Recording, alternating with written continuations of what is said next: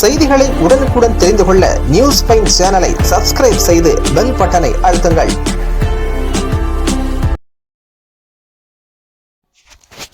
ஹொசூரில் பள்ளி வாகனங்கள் தீவிர ஆய்வு. 104 வாகனங்களில் குறைபாடு கண்டறிதல். கிருஷ்ணகிரி மாவட்டம் ஹொசூர் வட்டார போக்குவரத்து அலுவலகத்தில் ஹொசூர் சார் ஆட்சியர் ஆக்ருதி சேத்தி தலைமையில் பள்ளி வாகனங்களுக்கான சிறப்பாய்வு நடைபெற்றது. இந்த ஆய்வில் மொத்தம் 626 பள்ளி வாகனங்கள் பரிசோதனை செய்யப்பட்டன. அதில் 104 வாகனங்களில் பல்வேறு குறைபாடுகள் இருப்பது கண்டறியப்பட்டது.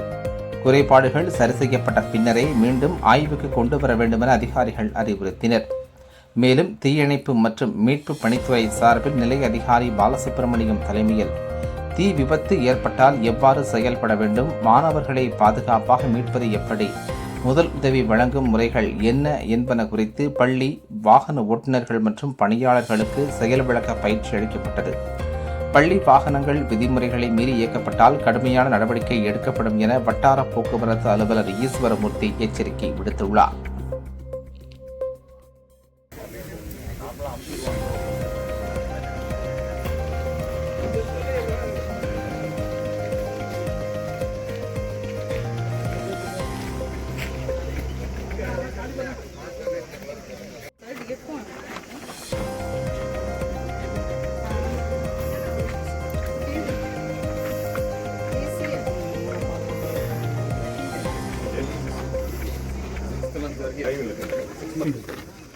அது வந்து டிரைவரா நான் டிரைவர் உங்க லைசென்ஸ் வண்டியோட ஃபிட்னஸ் சர்டிஃபிகேட்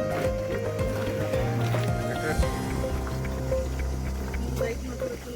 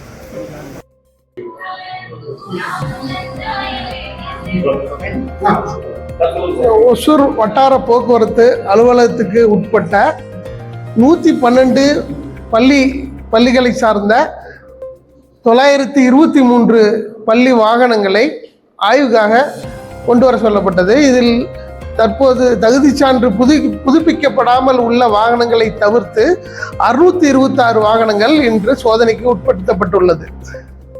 ஒசூர் சார் ஆட்சியர் அவர்களின் தலைமையில் இன்று பள்ளி வாகனங்கள் தணிக்கை செய்யப்பட்டது.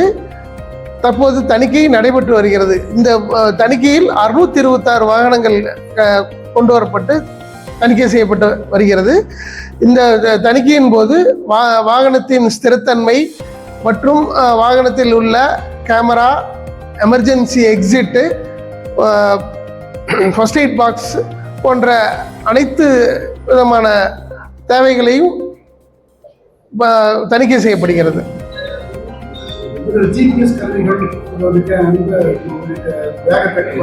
வேக கட்டுப்பாட்டு கருவி, ஜிபிஎஸ் எல்லாமே இதில் பொருத்தி இருக்கணும். இது எல்லாமே நம்ம ஆய்வின் போது சோதனை செய்கிறோம். சோதனை இப்போதான் சோதனை நடந்துட்டு இருக்கு. சோதனையின் போது கண்டறியப்பட்டால் திருப்பியும் அதை குறைகளை நிவர்த்தி செஞ்சு கொண்டு வர வச்சு திருப்பியும் வாகனத்தை ஆய்வு செஞ்ச பின்னாடி தான் ஸ்கூலுக்கு ஓட்டுறதுக்கு வாகனத்தை அனுமதிப்போம்.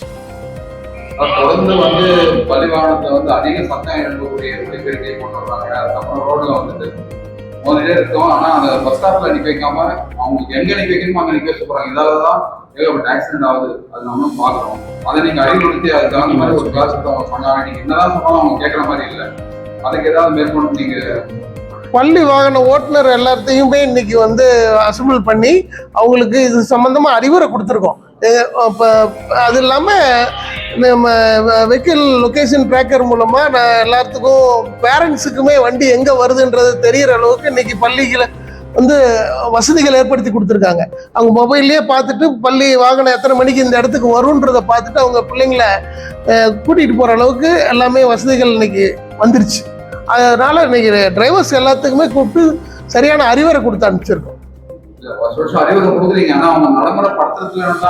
எல்லாமே இப்போ நீங்கள் பள்ளி வாகன ஓட்டுநர்கள்லாம் பார்த்தீங்கன்னா எல்லாமே நல்ல எக்ஸ்பீரியன்ஸ்டு டிரைவராக தான் இருக்காங்க. ஒரு கார்பரேஷன் பஸ்ஸில் ஓட்டி ரிட்டையர் ஆனவங்க இது மாதிரி வரவங்க தான் இருக்காங்க.